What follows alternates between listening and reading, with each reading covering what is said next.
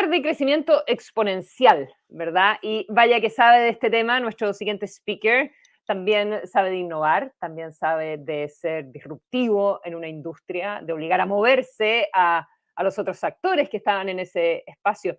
Andrés Marinkovic es founder y CTO de Fintual, una nueva manera de ahorrar, de invertir dinero. Se fundó recién en 2018 y hoy en día administra 700 millones de dólares y cuenta con más de 72.000 clientes, lo que la ha convertido rápidamente en una de las principales plataformas de inversión de la región. Esta fue la primera startup chilena aceptada en Y Combinator. Anunció el cierre de su ronda Serie B por 39 millones de dólares, liderada por el fondo Sequoia Capital, donde participaron también ODP y Kasek Ventures, ambos inversionistas en la Serie A. Esta es la primera inversión que hace Sequoia en una compañía chilena. Andrés Marinkovic, ¿estás ahí? Hola, ¿sí? ¿Me Eh, escuchan? sí, te escuchamos perfecto. Oye, perdona, antes del break dije factual, no fintual, así que me corrijo, me castigo. Estaba leyendo que van de nuevo a Y Combinator, ¿o no? ¿Alguno de tus compañeros? Sí, va mi socio Pedro. Es Así una es. especie como de programa de red, como para ciertas startups que les fue bien, como que es un segundo programa, una cosa así. Qué bien, felicitaciones por eso también, por todo lo que han Muchas logrado gracias. con Fintual, me encanta, además en un lenguaje cuando uno piensa a quién va dirigido, ¿verdad? En un lenguaje tan entretenido y, eh, bueno, y además haciendo cundir el dinero, digamos que es parte importante, que les vaya bien a usted y a sus clientes. Así que te dejo en el escenario virtual, te dejo con la pantalla para que nos cuentes del camino que han recorrido. Perfecto.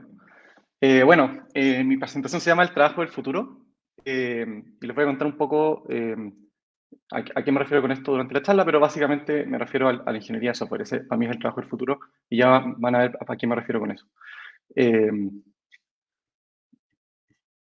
para pasar, ya. Como decía Consuelo, nuestra empresa Fintual es una empresa que busca acercar las finanzas a la gente. La idea es tener una plataforma donde sea muy sencillo eh, invertir y entender las inversiones. Entonces las personas se entran, contestan algunas preguntas y en base a eso nosotros le hacemos una recomendación y la persona está invirtiendo. Tratamos de hacer que este proceso sea muy sencillo. Se podría pensar que somos una empresa de inversiones, pero a mí me gusta pensar que somos una empresa de tecnología. Eh, es nuestro core business. Nuestro core business, en la medida que podamos hacer un producto que se entienda bien y que funcione bien, la gente nos va a usar y vamos a poder cumplir nuestro objetivo, que es acercar las finanzas a la gente. Y es por eso que el cargo de desarrollador de software es tan importante para nosotros. Esta es un ejemplo de una oferta real que tenemos y decimos, nunca vamos a parar de contratar devs, así le decimos a los desarrolladores de software devs, que, bueno, viene de developer en inglés. Pero eso, nunca vamos a parar de contratar. Entonces, esta charla se divide en tres partes. Quiero partir un poco hablando del paradigma que creo que está cambiando hoy en día en el mundo con relación a los desarrolladores de software. Después, cómo ellos caen dentro de este paradigma. Y finalmente, quiero explicar por qué creo que es el trabajo del futuro y a qué me refiero con qué es el trabajo del futuro. Este paradigma, el paradigma original, digamos, es que el área de tecnología, el área IT, es un área de soporte, así como lo es el área legal o el área contable. Y ahora se ha convertido en la parte central de tu empresa, la parte fundamental de tu empresa. Para explicarles un poco por qué creo que pasa, quiero ir como a la parte más fundamental de desarrollar software. Y les voy a contar una pequeña historia que me pasó a mí. Yo cuando tenía 17 años, esta fue la única foto que encontré de esa época, porque no existía Google Fotos en esa época, pero es de mi carnet de identidad. Y en el fondo entré a la universidad, esto era el año 2005, y me pidieron programar para mi primera tarea de mi primer curso de programación un calendario, que no tenía que dibujarlo, sino que tenía que imprimir nomás todas las fechas del año, la fecha y qué día caía. No sé, el primero era sábado, el segundo era de enero era domingo, etc. Entonces me puse a programar y llevaba dos semanas programando, o sea, teniendo clases de programación, ni siquiera programando. Y al principio no entendía nada y no me funcionaba nada. Es como, yo creo que las personas que han programado entienden bien esto, que uno como que intenta hacer algo y no le funciona, no le funciona, no le funciona, y se frustra. Y como a la 10ª iteración de mi software, me funcionó y sentí una sensación súper especial, como súper mágica. es como, tenía como esta herramienta muy poderosa que me permitía hacer cosas, sentí un poder inmenso. Es como, no quiero entrar en discusiones teológicas, pero es casi como crear vida. Había creado algo que hacía cosas. Hasta ese minuto yo solo había hecho las cosas, pero después de ese minuto había hecho por fin algo que hacía cosas. Se puede explicar como yo nunca generé el calendario, yo simplemente anoté la receta, por así decirlo, el algoritmo que tenía un modelo de cómo se genera el calendario. Y apreté un botón, lo eché a andar y el platillo se hizo solo. Es como ese momento mágico, creo que fue súper especial. Y he hablado con otras personas que desarrollan software y me dicen que han tenido experiencias parecidas. Y esta herramienta súper poderosa que les describí antes,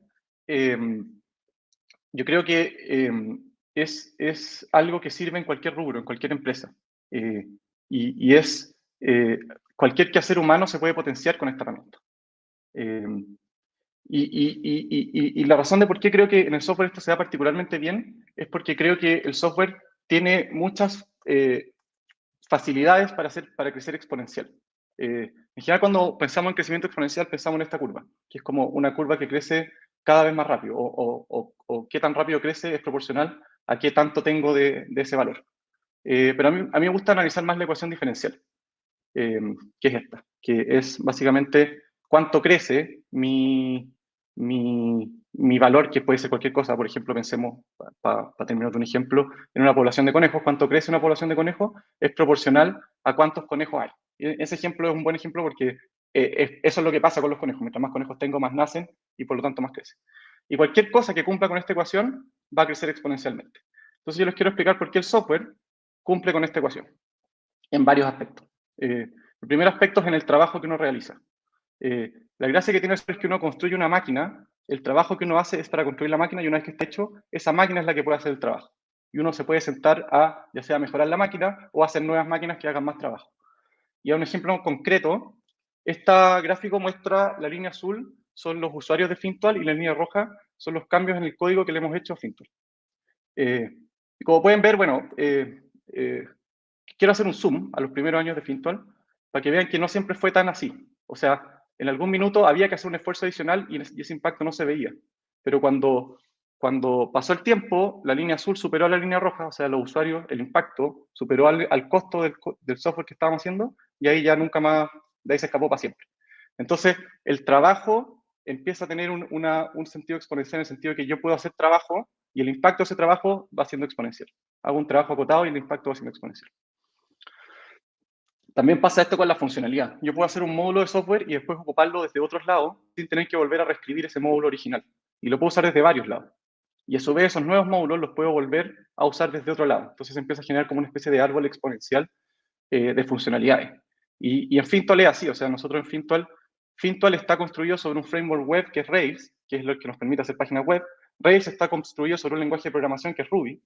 Y Ruby está construido sobre un sistema operativo, o sea, el intérprete de Ruby que usamos nosotros, hay varios, pero el que usamos nosotros está construido para funcionar en Linux. Entonces, es puro software que usamos y nosotros no hicimos todo eso, hicimos solamente la última parte y después otras personas pueden usar parte del software que hicimos nosotros para hacer más cosas. Entonces, va creciendo exponencialmente también.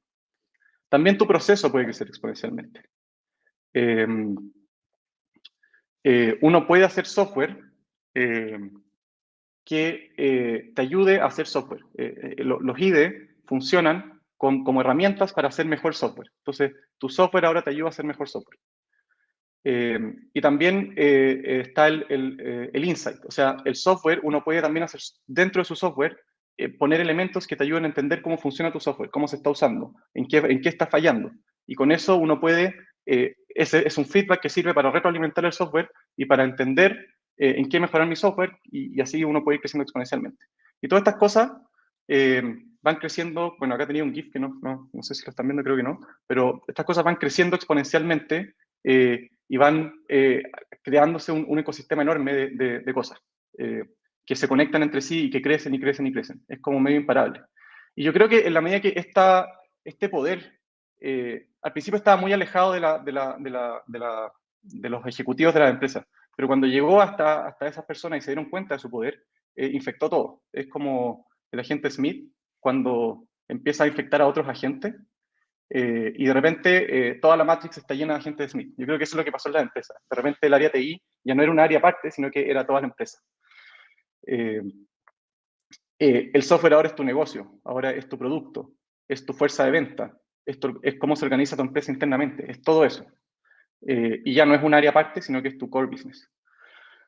Amazon no es una empresa de retail, es una empresa de tecnología que en particular hace retail. Y por eso es que les costó tan poco pasar a ser también un proveedor de servidores.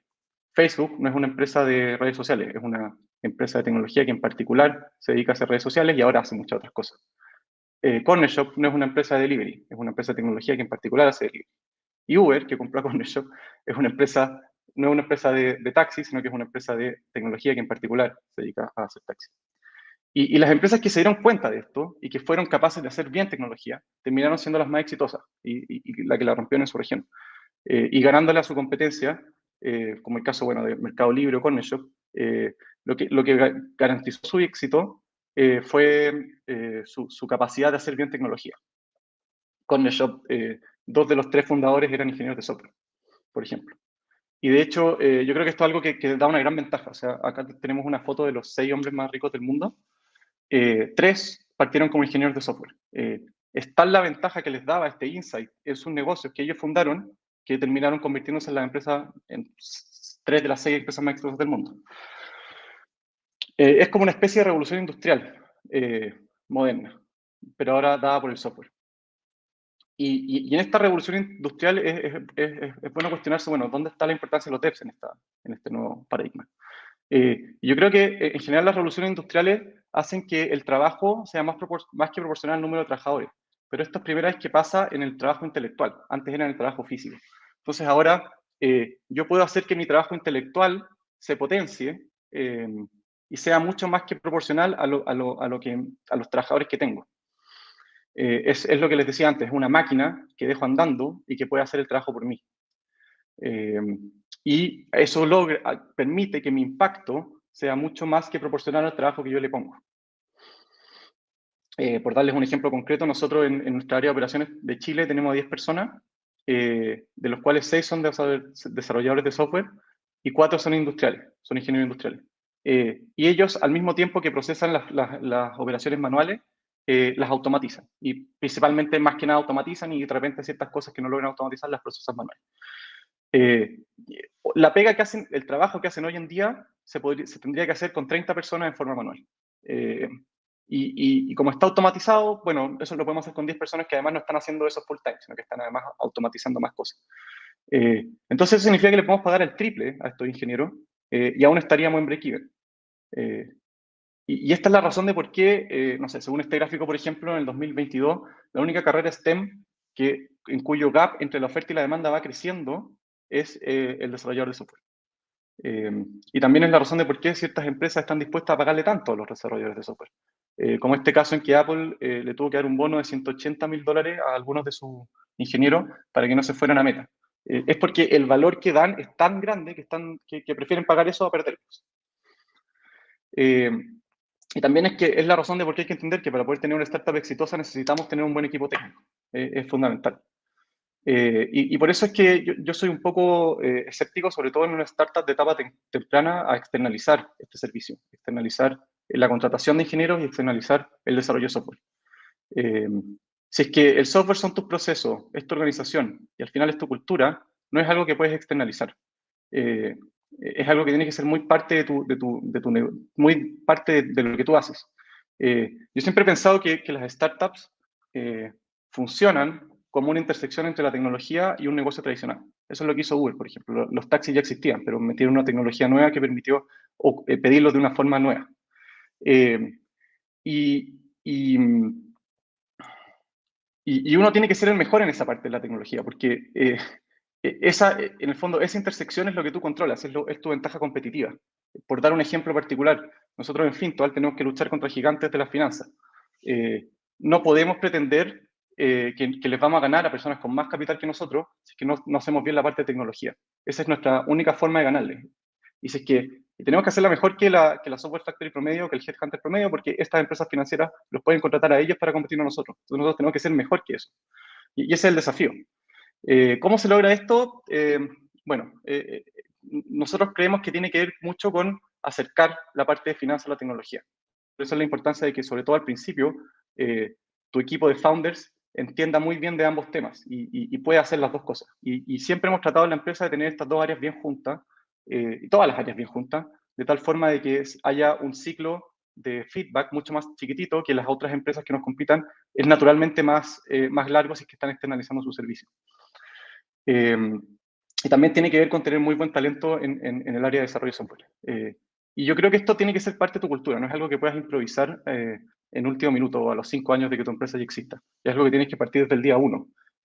Porque yo creo que una buena cultura de software es como un arco.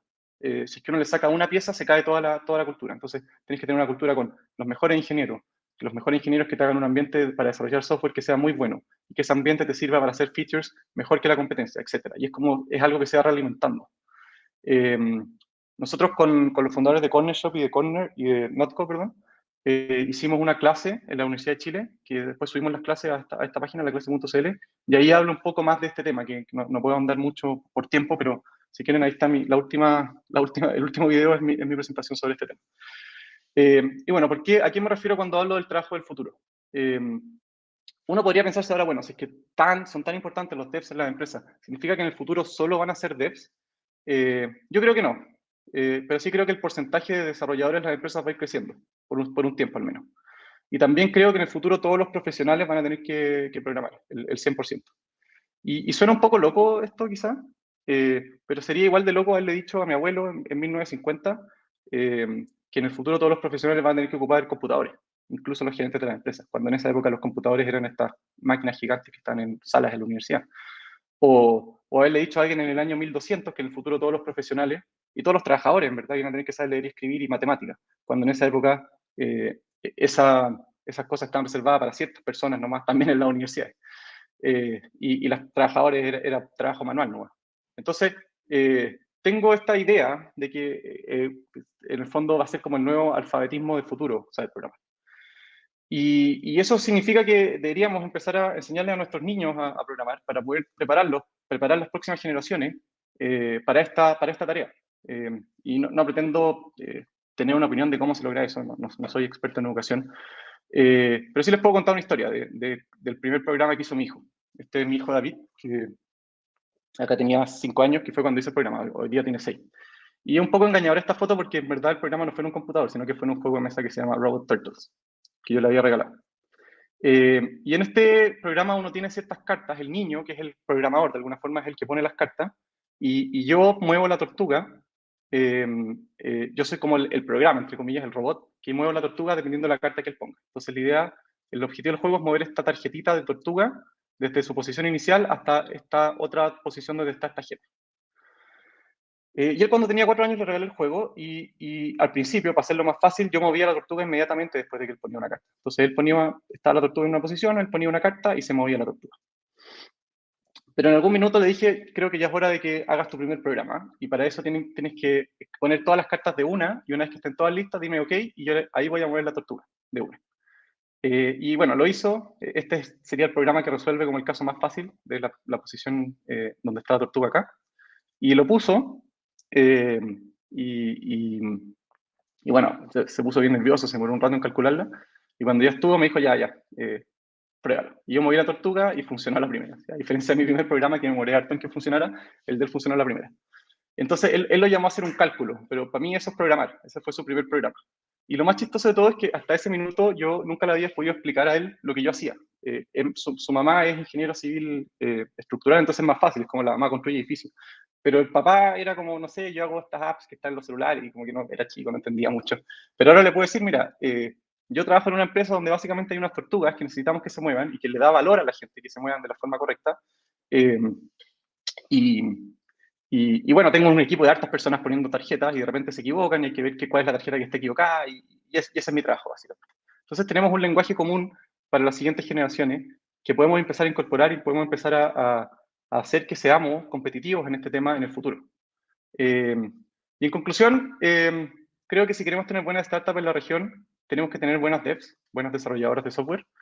Y quizás baste con eso. Quizás muchas empresas ya ni siquiera tienen más cosas que desarrolladores.